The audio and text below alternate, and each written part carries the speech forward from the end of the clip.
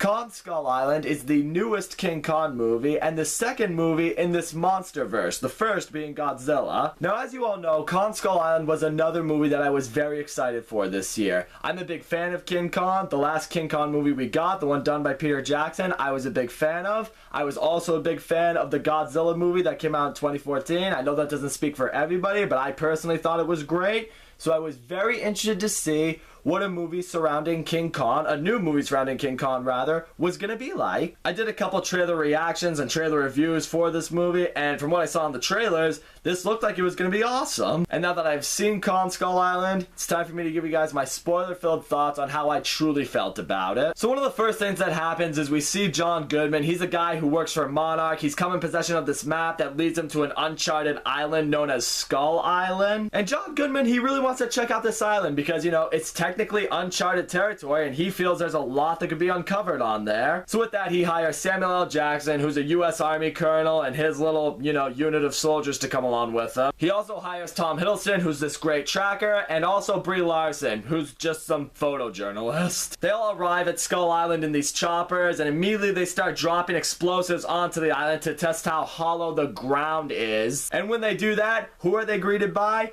That's a giant monkey known as King Kong. And immediately he just goes apeshit on these choppers. That's literally and figuratively speaking. Just beating the shit out of these choppers, throwing trees at them, throwing these choppers all over the island, just destroying them and killing anyone that's in them. After that ordeal, the only real survivors are Tom Hiddleston, Brie Larson, John Goodman, Samuel L. Jackson, and a few of his soldiers. In other words, the only people in this movie that were big actors. And it's at this point John Goodman reveals to the group that he had those explosives dropped to draw out King Kong as a way to prove that monsters exist in this world. And now it's from this point going forward where the movie started to lose me and a lot of people who have reviewed this movie. Because at this point going forward, we really don't see that much of Kong until the very end of this movie. Really, the only other times we see him, he fights off a giant squid for 5 seconds, and then he helps out a water buffalo for another 5 seconds. That's about it. From this point forward, the movie is focusing solely on the human characters. And the problem with that is, you really don't care that much about the human characters. And it's not so much that they're unlikable people or the actors do a bad job at it. Of course not. I mean, you look at the actors in this movie, they're all great. The issue is the movie does a really poor job with storytelling and with character development to the point where you look at the characters that are in this movie and they're just kind of there. None of them really do anything or really bring anything special into the movie, so as a result, it's hard for you to really get behind them. They're just in this movie for whatever reason. It's also where the movie just really slows down because not much really happens to the group of people. Literally, they run into a giant spider, a giant stick insect, and then they eventually meet John C. Reilly, who's been hanging out with the indigenous people of this island. John C. Reilly has been stranded on Skull Island for the better part of like 25 years. He's a World War II veteran. He has a wife and a son back home who he's never met. He explains to the group that Kong is basically king to this island. He's the protector of everyone. The indigenous people, they see him as a god. He also explains to the group that there are these monsters that live beneath the surface that he calls skull crawlers. And these things, they will basically eat anything that lives and breathes. These things wiped out Kong's family. Kong is basically the last of his kind. And because of that, he has been serving as a protector to Skull Island against these skull crawlers. It's why Kong attacked the helicopters when they set off those explosives, because Kong was afraid that those explosives would draw out the skull crawlers. Now, getting into John C. Reilly, when I saw his character in the second trailer for this movie, I wasn't so sure about him, because I kept wondering to myself, alright, is he going to be good comic relief to this movie?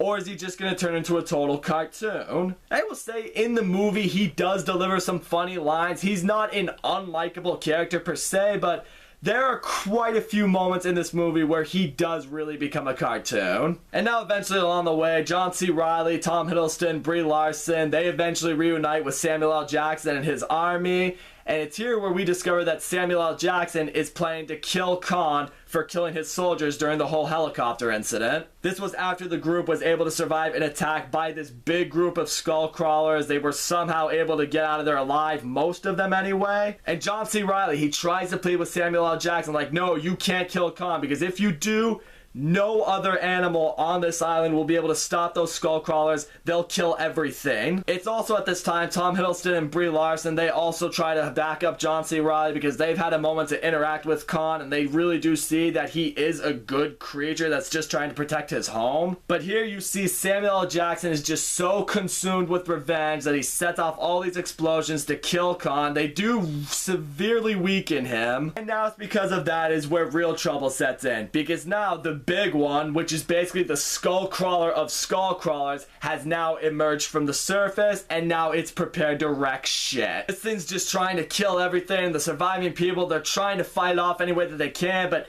none of their arsenal is a match for this thing. Thankfully though, Khan is able to recover from the explosion, you know, after he killed Samuel L. Jackson because, well, he was kind of a douche. So now we get a huge throwdown between Khan and the big one. Now, how is it? I will say the fight is enjoyable. I mean, it's great seeing Khan and the big one just throw down with each other. It's great seeing that they're a pretty even match for each other, so it adds the suspense. And I will say, it is so cool the way Khan kills this thing. Literally just takes his hand, shoves it into the big one's mouth, and just rips out its throat from inside it. Which I will say, it's not as cool as the way Godzilla, you know, just melted that giant bat monster with his fire breath, but still pretty cool nonetheless. And that right there is a question that people are going to ask.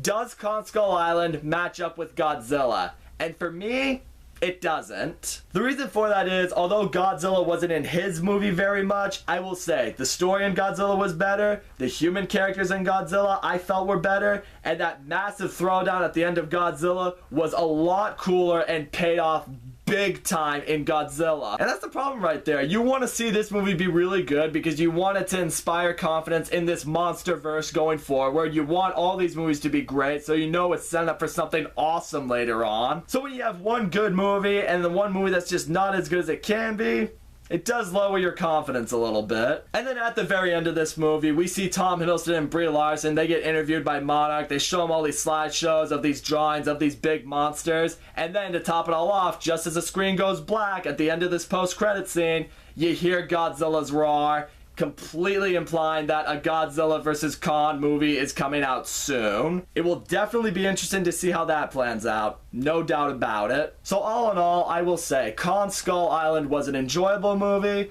but it just wasn't what I wanted it to be. King Kong, when he's in this movie and when he throws down, it's awesome, it's exciting, it's what you want in the movie. It has good visuals, it has cool monsters, it's really impressive seeing the setting of Skull Island. The problems are the movie and the story isn't as compelling as you want it to be. The human characters in this movie are just kind of there. The pacing of this movie isn't very good. There are moments where I was just sitting there and I'm just like, come on, let's pick something up a little bit. Let's see more Kong. It does have a cool throwdown at the end, but it just doesn't pay off as much as you would hope it would. And in the end, this was a movie I was really excited for and had very high hopes for, and I walked out of it disappointed. So that's all I gotta say, guys. Thank you so much for watching my video. Don't forget to leave a comment, like, subscribe, and I will see you all next time.